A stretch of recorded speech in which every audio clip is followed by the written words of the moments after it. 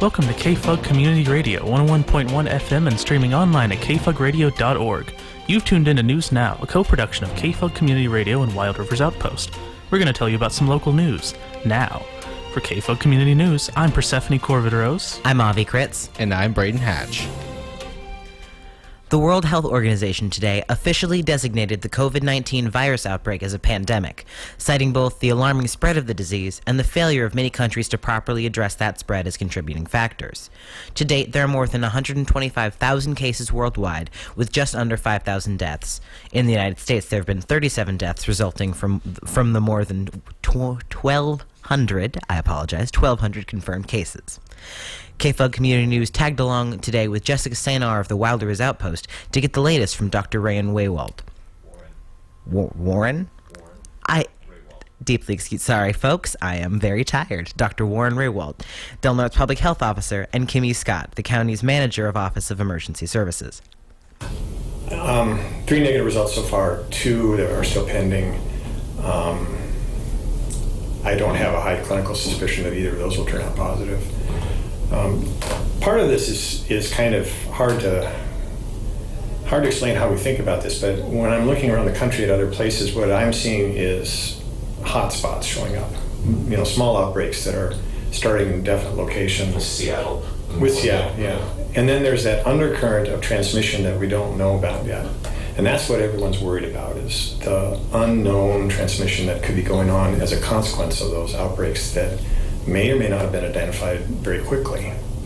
So that's what everyone's afraid of. Okay. And that's going to take another week or 2 to start emerging, because this virus doesn't behave like a measles virus where you walk in the room and cough and sneeze and everybody in there is going to be infected within 10 minutes. This is a transmissible virus, and it's more easier to transmit than flu, but not a lot easier. It's more like a medium range kind of transmission. And it's going to take some time when it gets to communities to actually penetrate out into the communities. The trouble with COVID-19 is it's not very specific. It's a typical kind of flu-like illness is what we call it. The symptoms can cross a lot of borders depending on who's involved. There are only a couple of symptoms that seem to be the hallmark symptoms, and those are cough and fever. But even those aren't universal. There are some cases that showed up in hospitals in China that they hadn't mounted a fever yet. So I think it's important for everybody to know how much behind the scenes collaboration there is, not just within the agencies in Del Norte, but we are on regular calls daily with California Department of Public Health, with California Office of Emergency Services, with CDC. So we've been working closely with all those partners, and then also with our nearby, we're in constant communication with Humboldt County, Curry County, and just maintain those contacts here too, so we all kind of know what each other's doing. So the part of the World Health Organization's designation of this being a pandemic now is a criticism as to how countries around the world that sort of drag their feet have not addressed this issue. What's your sense of upstream from you guys, of the information you're getting from the CDC, from State Department of Health? Are you getting the help? Are they working? Is the system working, or are there things that you would like to see differently handled? I think for the most part, I've been pretty happy with what the CDC's produced. Mm-hmm. I speak as 10% health officer, 90% clinician, because I've been a physician in this county for 28 years almost. So I think more of a clinician's point of view, and I think that I would have liked to have seen a little more messaging about the stage we're in now a little bit earlier. Okay. About mitigation, about things people should do, and start ramping up the whole flu rules business and what people need to do on their own to try and protect themselves and protect the people around them. But the message that is coming down now, I think, is excellent, and I'm happy that they're doing that. I think they were following their own algorithm about how this goes, and there are certain steps you have to follow in doing this, and experience has shown that if you don't follow those steps, you get off on the wrong track, you can get everybody in trouble. So for the most part, I'm very happy with what they've done. My frustration has just been testing was slow, and so, The availability of the testing, or yeah, the will behind to test, or we'll leave it at availability, and Okay. whatever the cause was behind that, it would have been easier, I think, to sort of slow things down potentially if there was better information on that. In addition to outlining what the official response and concerns have been, Dr. Rewalt and Ms. Scott also discussed the steps we can each individually take to mitigate the spread of COVID-19. Cover your cough, cover your sneeze, cough into your elbow, cough into a tissue, throw the tissue away so no one has to pick it up. Wash your hands thoroughly, lots of times, many times in the day. Stop shaking hands. Don't panic. Stay home when you're sick. Keep yourself isolated if there's people in your house who you think are at risk of having a bad outcome. And that means elderly, people with bad chronic illness, and people whose immune system doesn't work for whatever reason. Being neighborly. If you have a neighbor who's one of those at-risk groups who needs to stay home, when you go get groceries, offer to help. Help people form lifelines, be a lifeline for someone, and get a few others on your side too in case you need help. But the key thing is staying home. And I mean staying home until you're completely better. The guidelines usually talk about no fever for at least 24 hours. And is it 24 or 48? I think it's 24. It depends on where you look. And that is not using any ibuprofen or Tylenol or anything to control fever. And I think people should wait a little bit longer if they can. The longer the better. So in our messages, we've just been saying wait until you are completely better before you go back. So I mean, of all the places that Delaware County can be, it seems like right now, at least all the places we could be in a situation right now for this moment, we're actually not too bad. I mean, there are measures in place. It isn't here that we know of yet, and the measures are in place before that. That's better than a lot of communities got. Yes, that's true. There's a lot of planning and preparation going on behind the scenes that people aren't aware of. So, yeah. Can you speak at all to that? I know I don't want to, scare people, but I mean. Well, I mean, the agencies across the county, everybody's reviewing and revising their plans. People that don't have plans are getting plans put into place. There's a lot of communication across sectors as far as like how people can help each other out and making sure that we're communicating information in a timely fashion that helps inform good decisions for other people.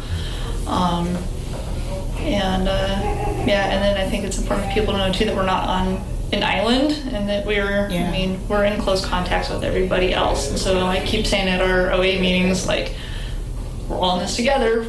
It's not just Norte County, it's not just California, it's not just America. We're all in this together. So we're all kind of learning and doing together. So I think the CDC guidance that went out yesterday said like things that every American can do to help prevent the spread, and that's an important message. Is like, this isn't just on us, and it's not just on the school district. Like, there are actionable items that every single person can do to like contribute to the effort to make a better outcome. It's really the only thing that can be done because we don't have vaccines, we don't have treatment drugs. This is just old-fashioned stuff that we're supposed to do every year during flu season, and a few extra things added to that. And yeah, if people do it consistently, it's going to make a huge difference. Keep an eye on the Wild Rivers Outpost's Facebook page for Jessica's article, due out later this evening. And you can hear the entire interview on KFUG Friday morning during the community service with Paul. The Tolowadini Nation is pursuing federal dollars to find out how healthy the Smith River's salmonid population is. The tribe, owners of the Rowdy Creek Fish Hatchery, plan to purchase two dual-frequency identification sonar Dyson units using a grant from the National Oceanic and Atmospheric Administration's Pacific Coastal Salmon Recovery Fund, said Erica Party, the tribe's natural resources director. Party said the tribe hopes to use the sonar units to determine how many adult salmonids are entering the Smith River. The tribe wants to focus specifically on the Chinook and steelhead that are the backbone of the system's sport fishery, she said. The tribe's efforts to purchase the Didson units received support from the Del Norte County Board of Supervisors, which voted unanimously to send a letter of support to NOAA. According to the board's letter, the tribe's proposed project would also include 1 year of data collection by staff in its fisheries program.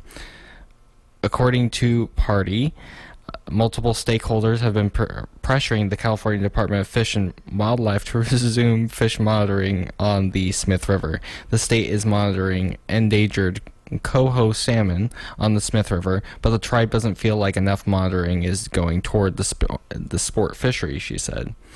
The Tallawadini Nation's overall goal is to determine how many toll fish are entering the river system. In addition, the tribe hopes to determine how climate change may have affected the Smith River's Chinook and steelhead populations, Partey said. True North Organizing Network's Homeless Organizing Committee, and Pastor Dana Gilport of the Crescent City United Methodist Church are seeking guidance from the community and from those experiencing homelessness to help solve this issue. True North formed the Homeless and Housing Advisory Group at the request of the Del Norte County Board of Supervisors to help make the county competitive for state No Place Like Home dollars, True North lead organizer Kevin Malone told the Wild Rivers Outpost.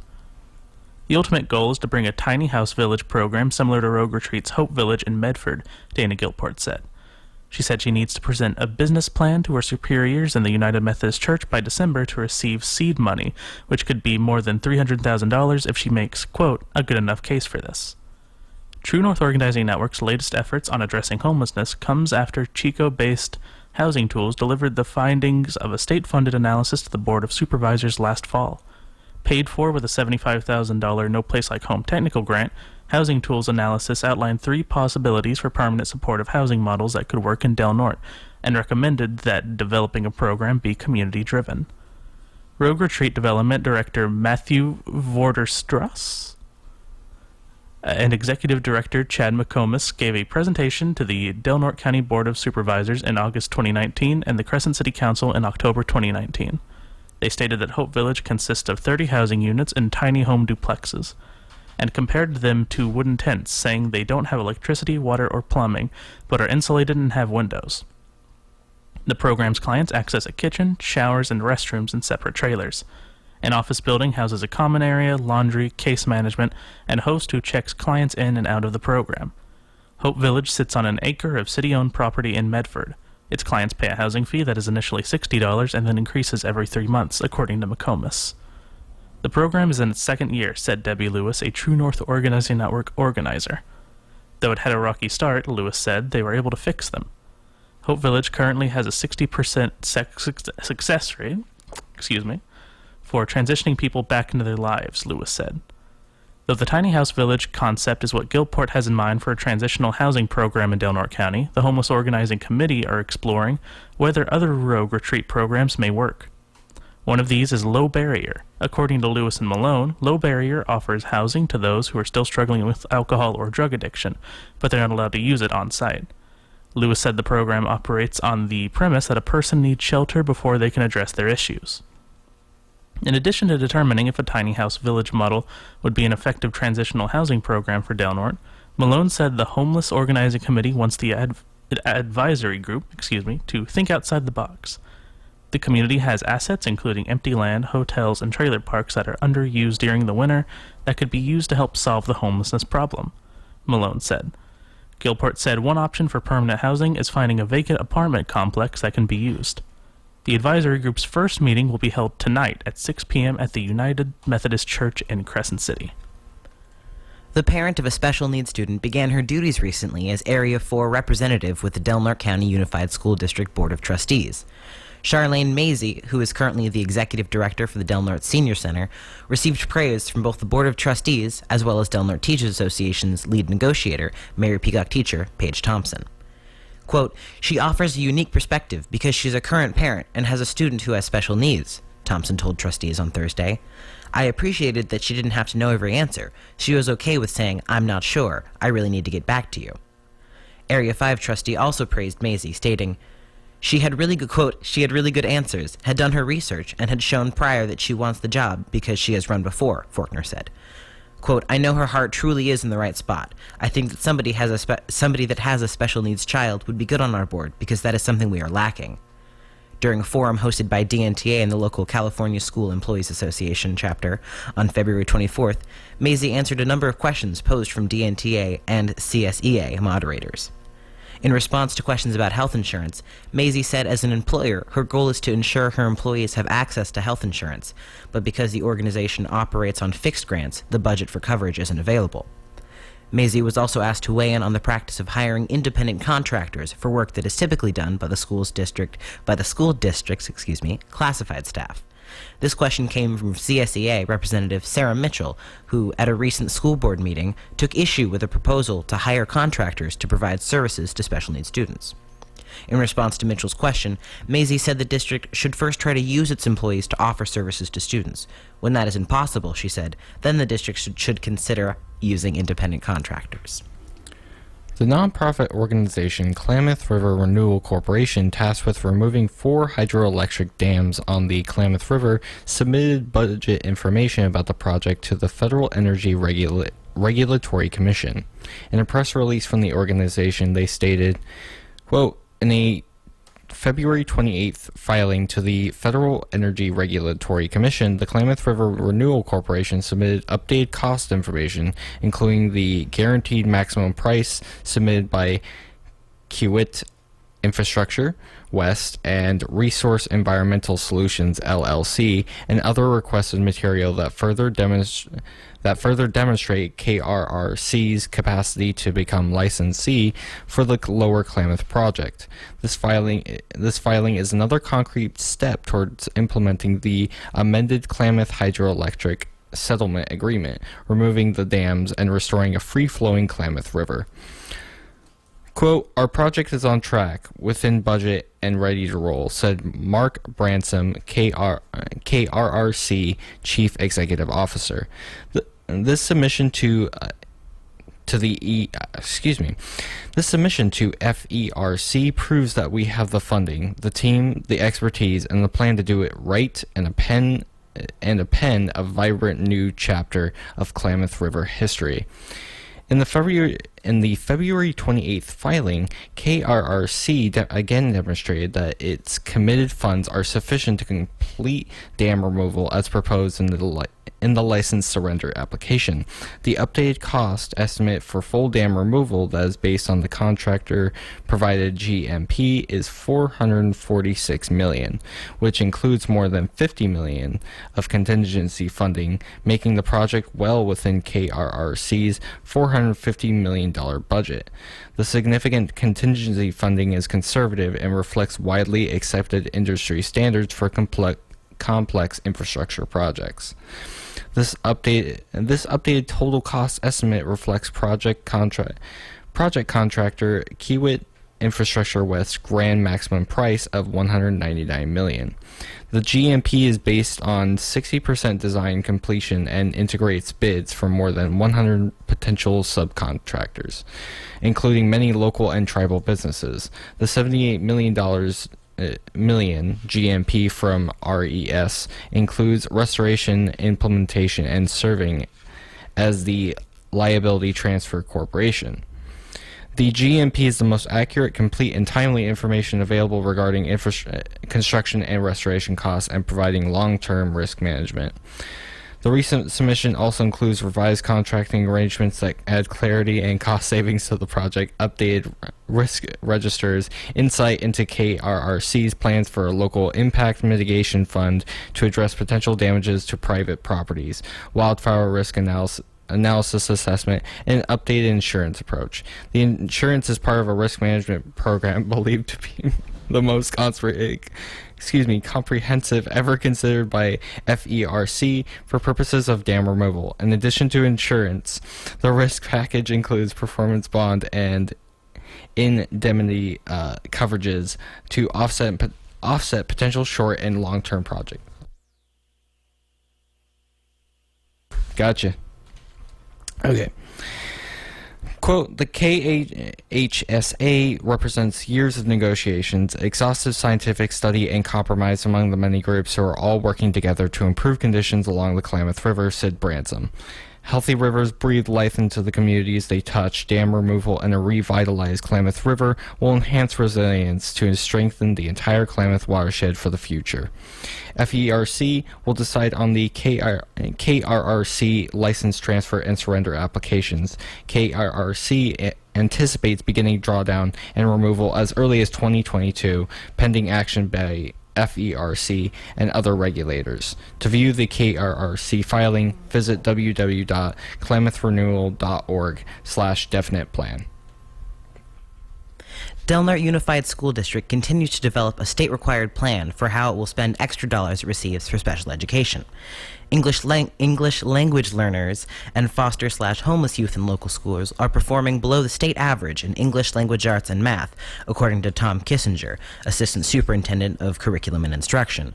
However, special education students are performing below all other student groups in those areas. Kissinger updated the school board on the district's process for the Local Control Accountability Plan, or LCAP, a 3-year plan that describes the services, programs, and resources the district has to support English language learners, low-income students, foster students, and homeless youth. Those student populations make up about 55%, or nearly 2,500 of the district's 3,700 students, Kissinger said. According to Kissinger, DNUSD will receive $6 million in state dollars to serve English language learners, low-income students, foster students, and homeless youth. This in addition to the district's overall base grant of about $28.3 million. As DNUSD enters March, officials are seeking input from the public on student needs for the 2020 to 2023 LCAP. DNUSD will also share revised plan goals and will discuss how its funds will be spent on services. Outreach includes surveying and holding focus groups at the high school level throughout March, meeting with principals, the Foster Youth Advisory Committee, and the American Indian Advisory Committee. Community meetings will also be held at Smith River School on March 18th, in Crescent City on March 23rd, and in Klamath on March 24th. A community meeting focusing on the LCAP will also be held at the Hmong Cultural Center this month, though the date has yet to be determined. A general community meeting will focus on the LCAP's expenditure plan next month. The Board of Trustees will discuss LCAP proposals in May and will hold a public hearing in June before approving the final LCAP. According to Kissinger, as the district works to reach the LCAP's 4 goals, increasing student achievement, boosting student attendance, creating a culture of collaboration, and maintaining safe, clean, and welcoming schools, they'll reach out to several stakeholder groups to determine what's working well and what needs improvement. Those stakeholder groups, which includes parents, will also be asked to propose new programs or eliminate existing ones, Kissinger said. Quote, ultimately, when we work with stakeholder groups, it comes down to asking these 4 questions, he said. What's working well? What doesn't seem to be working so well? Are there any new programs or services we might want to consider, or things we might want to consider eliminating?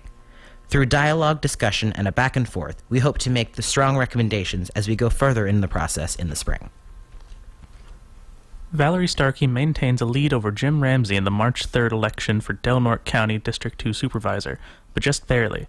With a margin of 8 votes between them and more ballots for the election office to process, it's still uncertain which challenger will face incumbent Lori Cowan in November's runoff. 3 days after the election, Cowan continues to lead both Starkey and Ramsey with 40.59% of the vote, according to the elections office. Starkey comes in second, with 30.04% of the vote, and Ramsey third with 29.37%.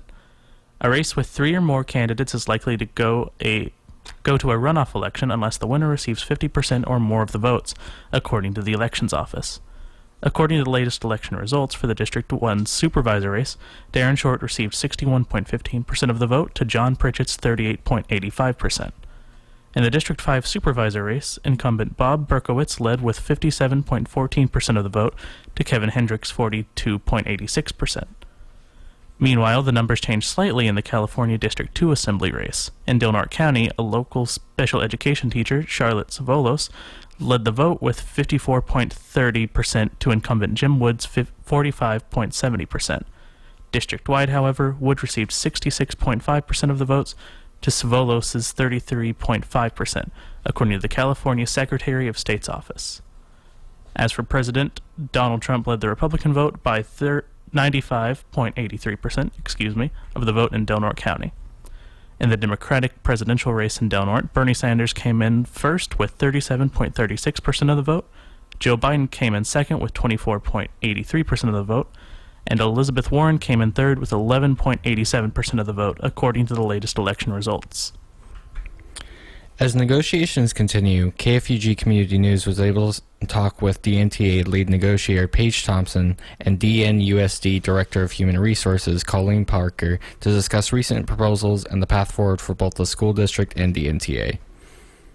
After a year of negotiations, the Del Norte Unified School District and the Del Norte Teachers Association still have not come to an agreement on salary, stipends, or health and welfare benefits.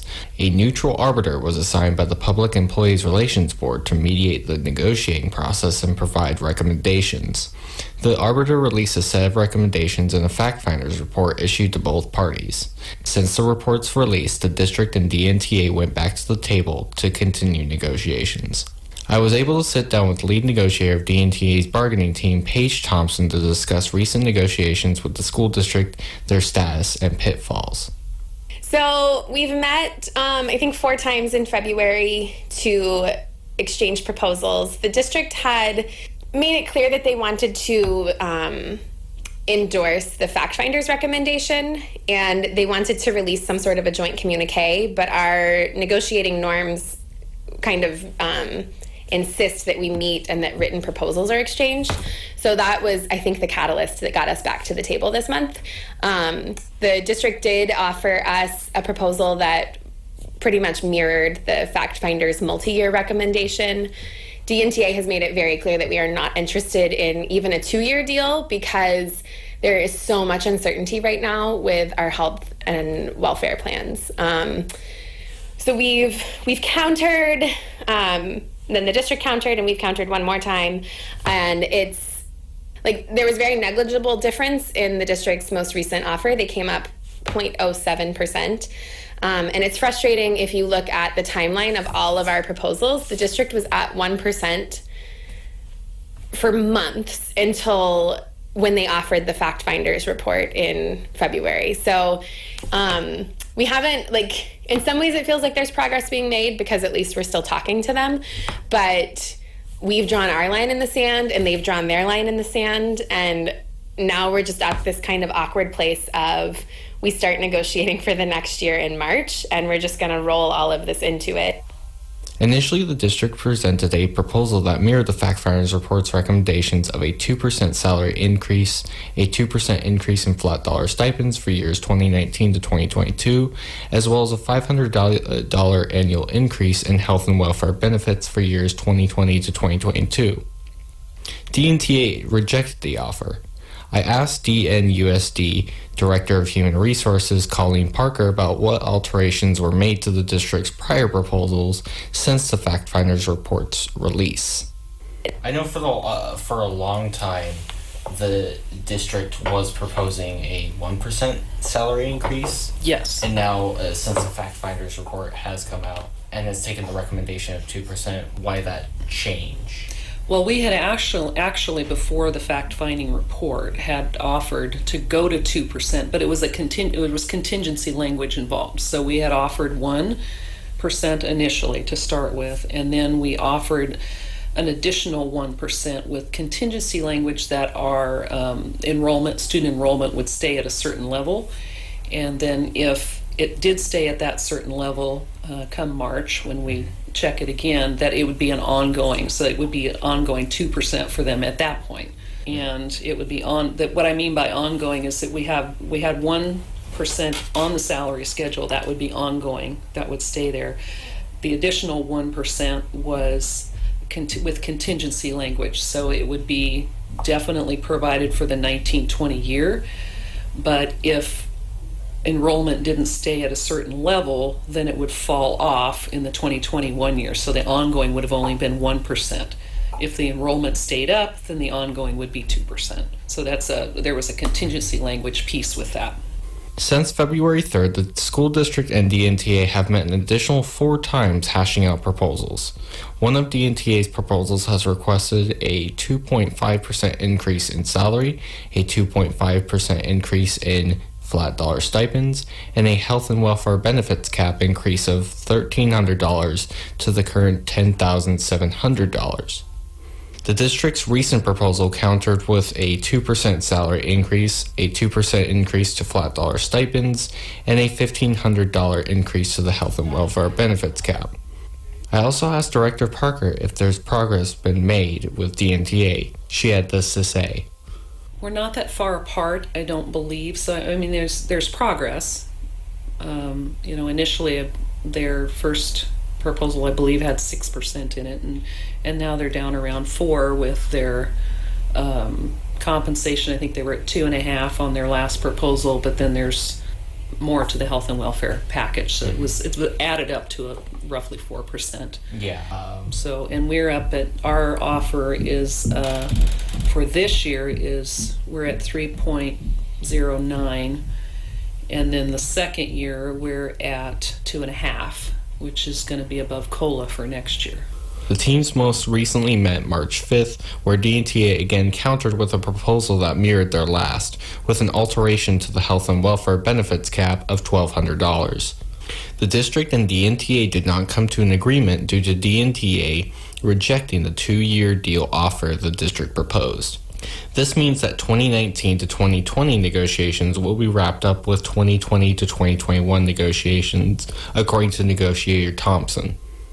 If you'd like to check out the most recent negotiation proposals or the Fact Finders report, you may visit the school district's website at dnusd.org and click the Negotiations tab.